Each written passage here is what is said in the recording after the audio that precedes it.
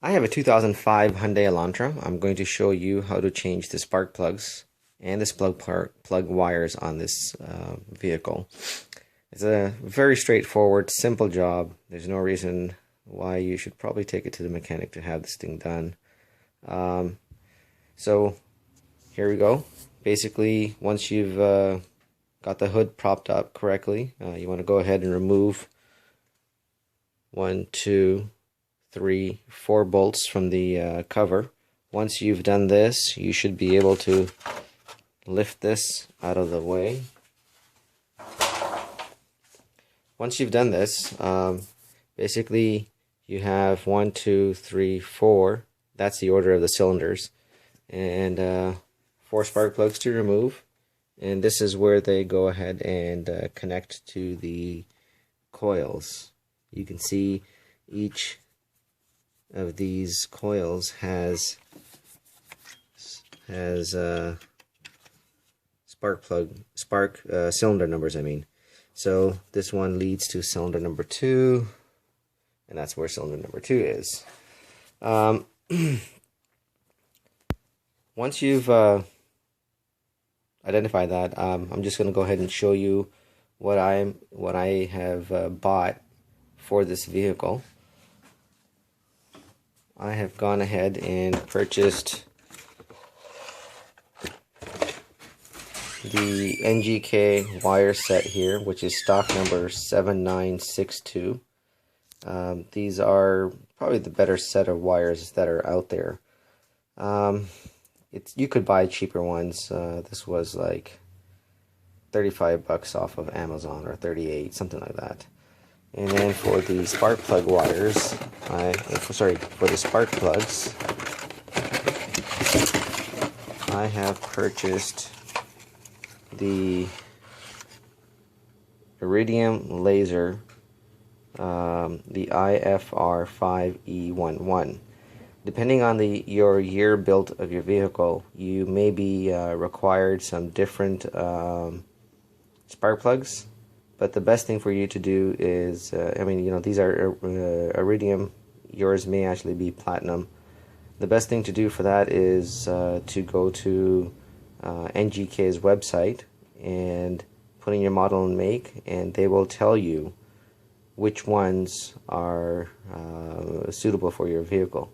And while I'm at this, I might as well show you that shot. So give me a second here, and I'll walk over towards the computer.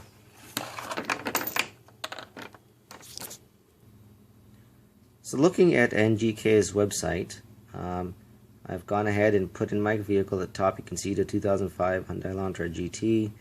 You get to select everything, and then based off of this thing, they give you the relevant items that they are selling. And I'm just going to focus in a little bit more on this thing, and you can see some of them have a triangle with an exclamation mark, some of them have a plus sign next to them. There's one that has a check mark. The check mark is OEM equivalent, and that is what I had, the NGK 50. Actually, I did not have those in my car. I'll show you what I had, and I hope you guys don't make that same mistake. But the PFR5N-11 is what's required OEM for my vehicle, even though the manual calls out for a IFR GE11. So this one here is an FE11. The manual calls out for a GE11. Anyhow, as you can see, this one here is OEM replacement. These will be under OEM, so these are the ones that you want to stay away from. You have an alternative to go with this one here or this one. And if you go into the specs of each one of them, you can see one is cheaper, one is better, one is more expensive, I mean. They both have their strong points and weaknesses, and here in my case, the 783, the one in the upper right hand corner, has a shorter lifespan but has a better gas mileage, apparently based off of their ratings. However, the bottom left hand corner is the one that I went with, and these have a much longer lifespan. Anyhow, I am now going to go ahead and show you the spark plug, the process of removing. Alright, so basically what you end up having to do is you pull, you're going to end up wiggling, and it's going to pull up. That's basically all you have to do to remove the spark plug wires, and that is it. One thing to note, for those of you who may want to do a resistance test for their spark plug wires to see whether they want to replace it or not, but I think since you're at it for 40 bucks, it doesn't hurt to get a good set of wires and throw them in. I'm not saying that you should probably do it every 60,000 miles, but maybe I've got 160,000 miles on my vehicle. I'm going to go ahead and do this for this time. There is another reason why I'm doing it, and I'll probably tell you guys down soon here. However, so I've gone ahead and pulled one spark plug wire for you, so I'm going to go ahead and pull all of the rest out.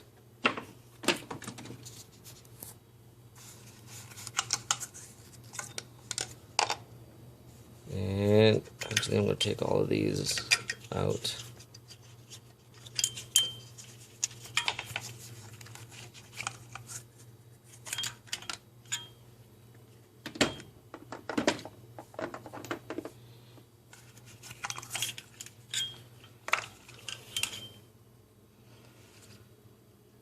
The next thing that you're going to want to do is pull out the spark plug wire, the spark plugs I mean.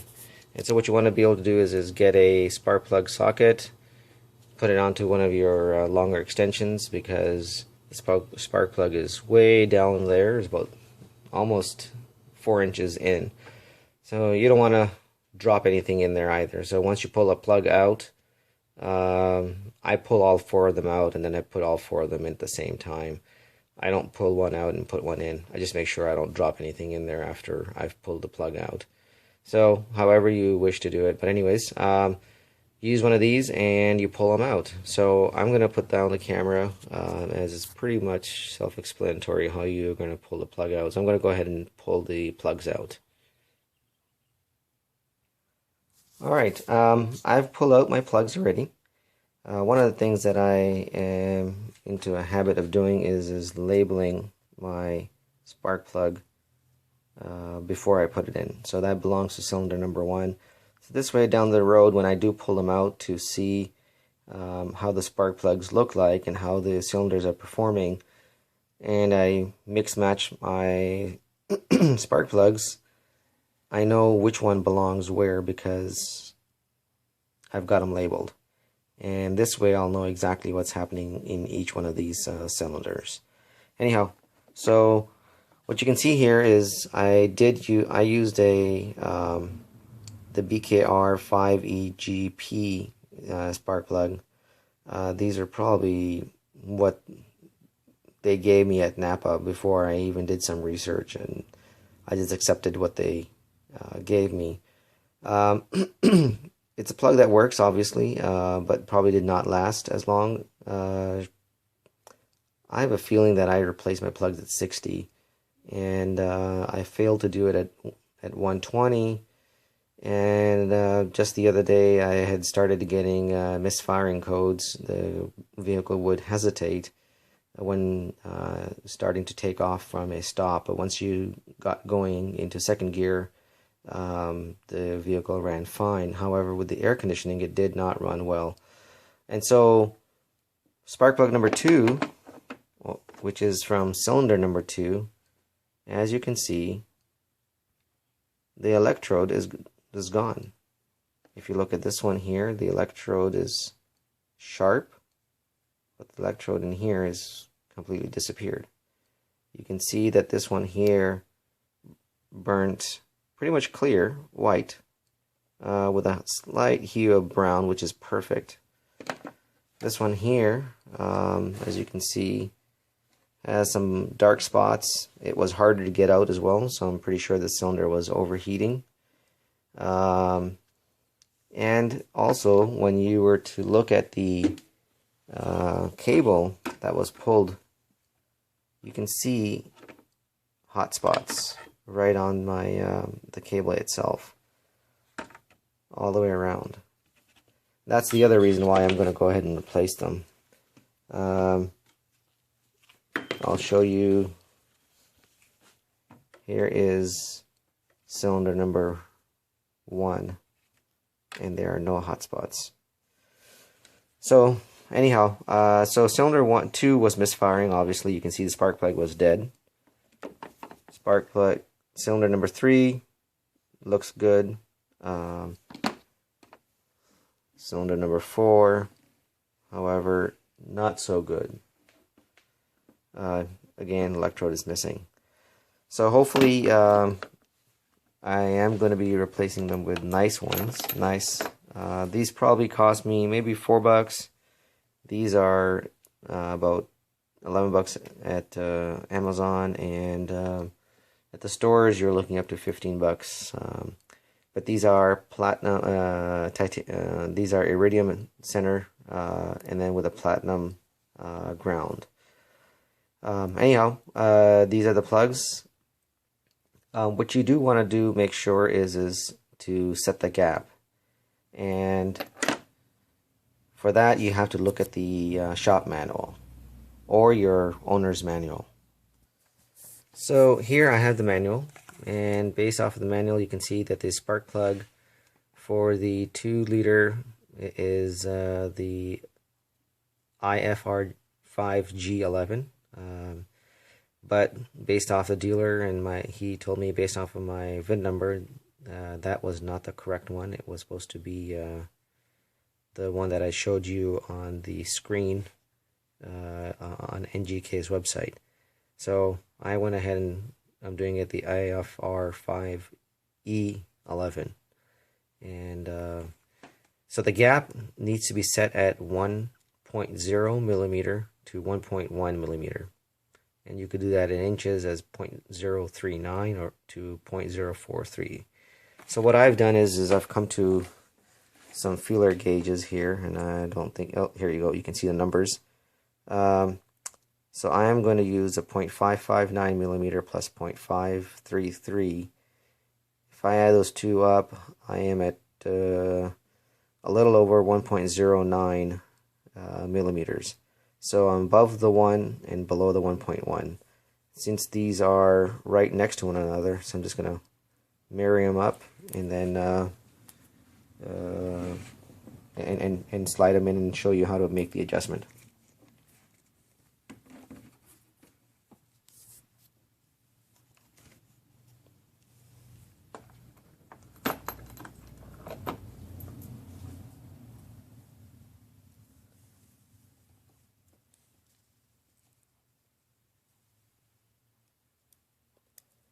So basically you end up sliding it through.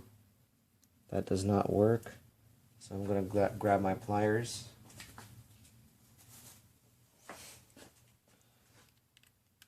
There's other tools you could use that are out there.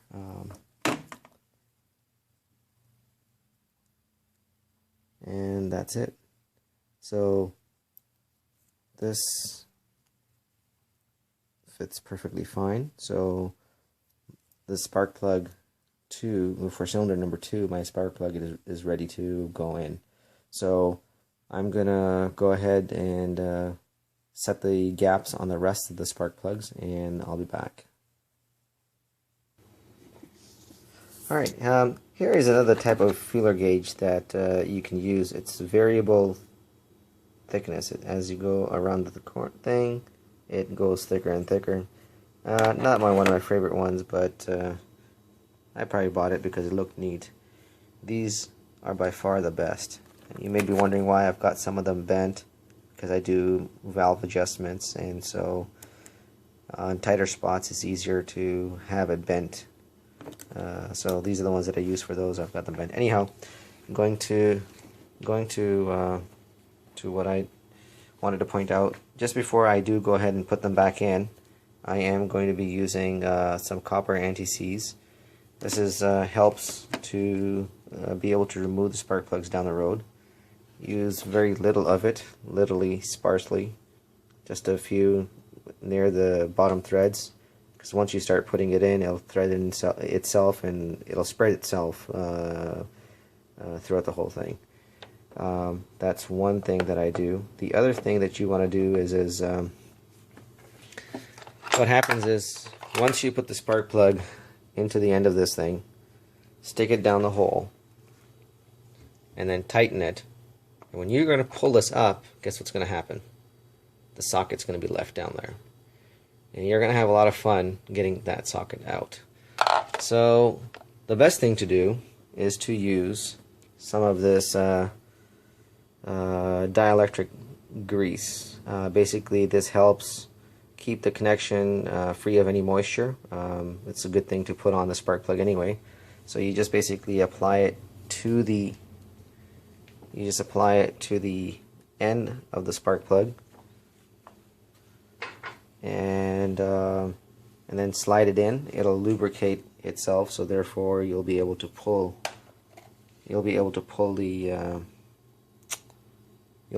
out the socket. So I'm going to go ahead and apply a little bit of this on each one of these and put it in there. One of the things to note is, once you've put this in, based off of the manual. Yeah, I was going to show you something from the manual, but I can't find it. But anyhow, you tighten the spark plug in by hand. Typically I do it, and then I use a ratchet to get it to a point where it's ready to be set.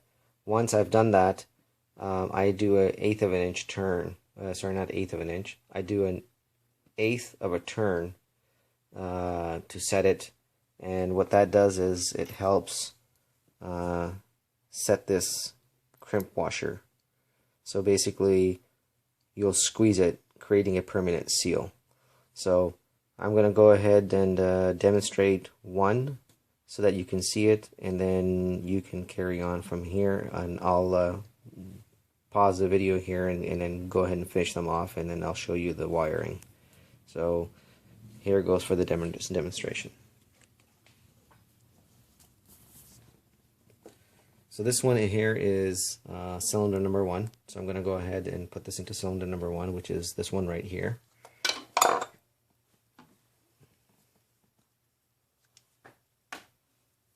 So I'm going to go ahead and apply some of this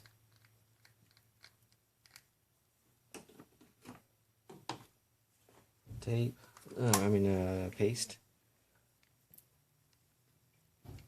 Slide it in. I won't have to apply as much anymore to the rest of them because it's already being applied. You set it by hand without the ratchet first. Drop it in.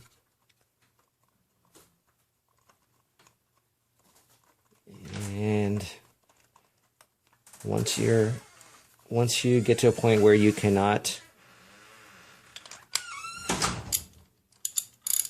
alright, so here it is, it's set. Okay, at this point, this is where I'm feeling resistance. So I'm going to go ahead and do an 1/8 of a turn. So there we go. That's it. So my spark plug is set, and look at this, it came out. So I'm going to pause the video here, get my rest of my plugs installed, and I'll be back. Do you want me to turn light? Alright, I'm here now. I've got my cables all laid out.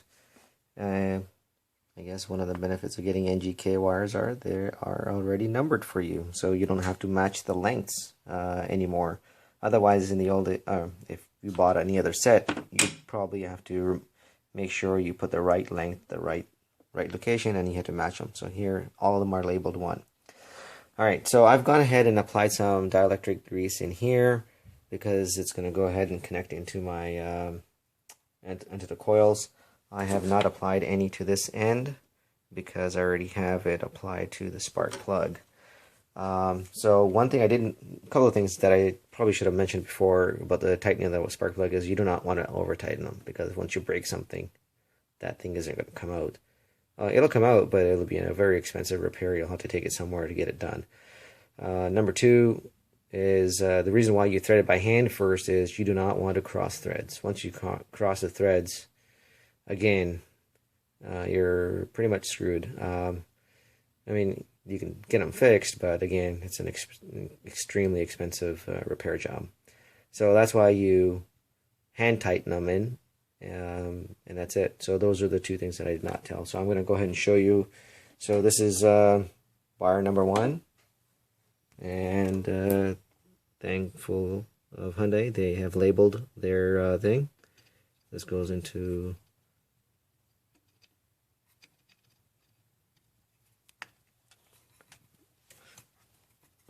you want to make sure it's in tight. You do that, and then you bring it over, drop it in for cylinder number 1, and when doing so, you want to make sure you get it in all the way. You do that by making sure you twist it, and once you get it in as far as you can, they're pretty much set. So that's pretty much it. I mean, that's how simple it is. So the video may have been a little too long, only because I probably talked for a little too long too. But anyways, so I'm going to go ahead and put the rest of them in, and I'll see you shortly again. So I am done installing my wires. One thing I did probably should have noted to you guys before as well is when you put these in, the top end of this thing underneath this lip is thick, so it basically will create a seal.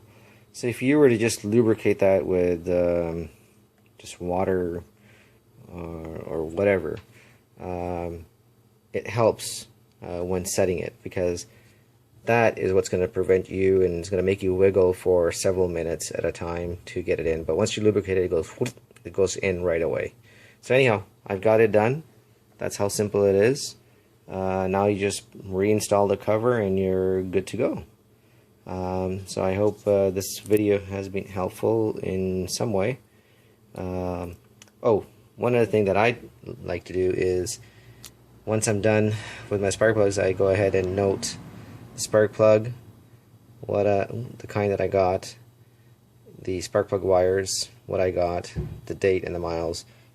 I do that for my air filter as well. I do that for my cabin filter, and I typically used to do it for my oil changes as well, but I've got into a habit of just doing them at the 5,000 mile increment, so 5, 10, 15, 20, 25, 30, and so on and so forth. Anyhow, that is it. Again, if you've got any questions, please ask, and I will do my best to answer them, and this will hopefully make your job easier. Thank you for watching. Have a wonderful day.